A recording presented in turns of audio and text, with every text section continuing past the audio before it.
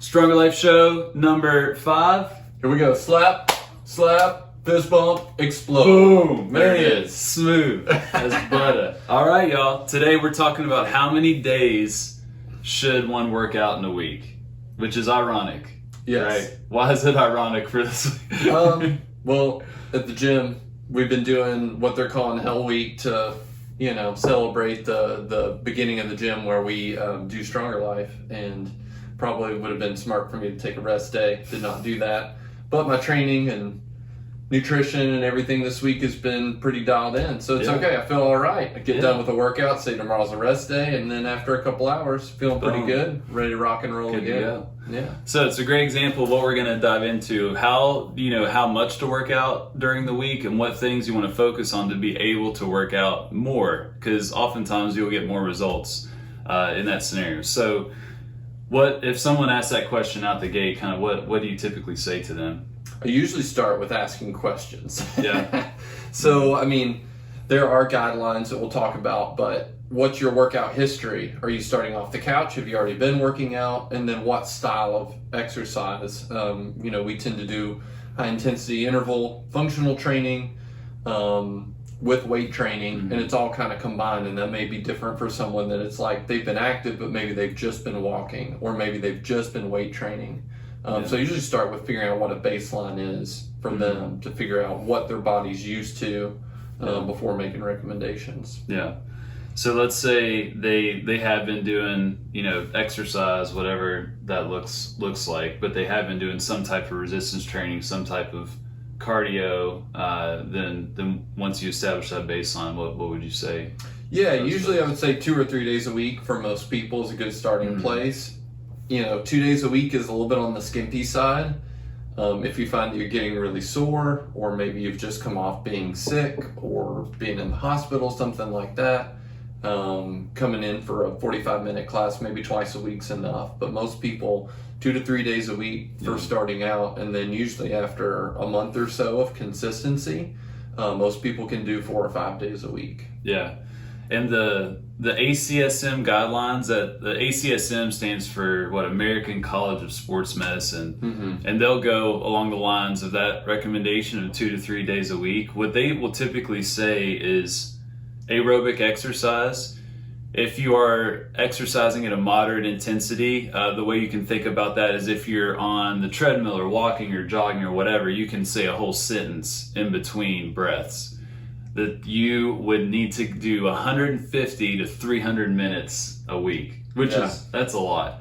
But if you're going at a vigorous pace, which means you can only get out, maybe a couple words in between breaths, then it's only 75 to 150, which I'm really excited because that's a recent change in their recommendations, which really shows the value of intensity, of pushing it a little harder. And then strength training was 2 times a week, working major muscle groups at a moderate intensity. But the way they're viewing that is kind of like the minimum. More is usually going to be better. Yeah. Right.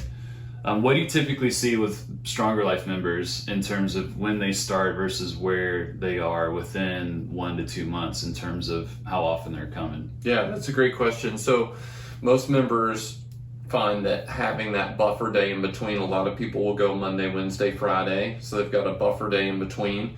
We do programs so that you can come every day, but if it's new to you and most of the movements are new or you haven't been consistently exercising, that's nice to have that rhythm so you get a good day to work out and mildly, break down those muscles, a day to recover, and then come back in.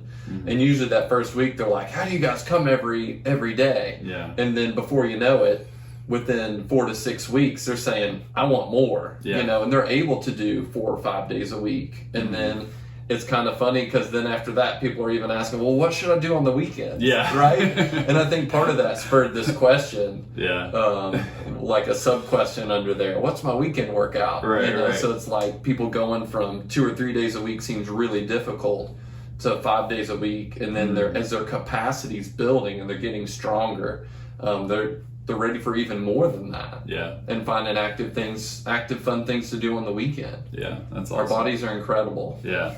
So what things should people focus on kind of outside of the gym to help them build their capacity and be able to do more workouts?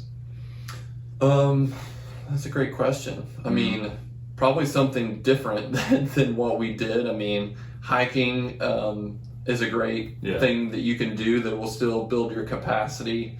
What about sleep? Is sleep important? Like, what are your thoughts on that? Oh, sleep's very important, and I've experienced this personally. My sleep hygiene was very poor, was leading to poor recovery, higher irritability, the whole thing. And I can attest to that, y'all. Yes, Dustin's experienced it. But I was probably consistently getting more like 5.5 hours of sleep.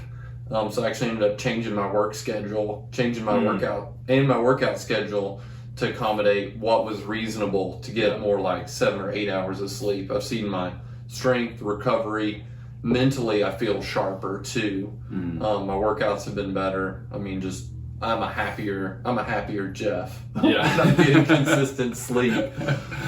That's funny. And there's lots of ways that we can track sleep too, in terms of the quantity and then the quality as well. So you may see that little strap on there. There's all kinds of wearables. The Apple Watch is one. What do you have on your wrist? This is a Whoop. Yeah.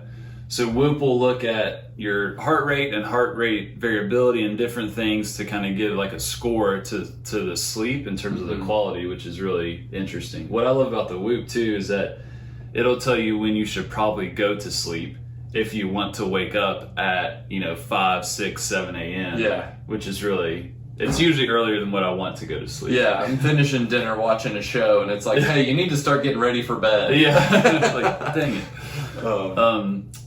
And we talked about nutrition on the last show. That's pretty important as well. Very important. If you're going to break those muscles down, you've got to have the building blocks to build it back up during that recovery time, because the sleep will help. But what are you going to build those muscles back with if you've not put the nutrition in your body? Yeah.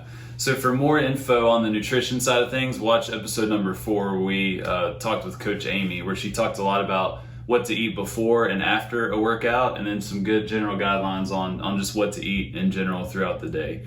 I think I think we answered that question pretty well. I think for a lot of folks, you may start at that 2 to 3 times a week, but within a relatively short period of time, you'll be able to ramp it up, especially when you're tracking your sleep, focusing on improving that, and then being mindful of your nutrition. Within a pretty short period of time, you'll be getting after it. Several days a week, and then you'll be bugging Jeff for workouts on the weekend. Yeah, so. A great problem to have. Awesome. Love that. All right, good stuff, man. Let's do that again. That was cool. All right, here we go. Oh yeah, Smooth.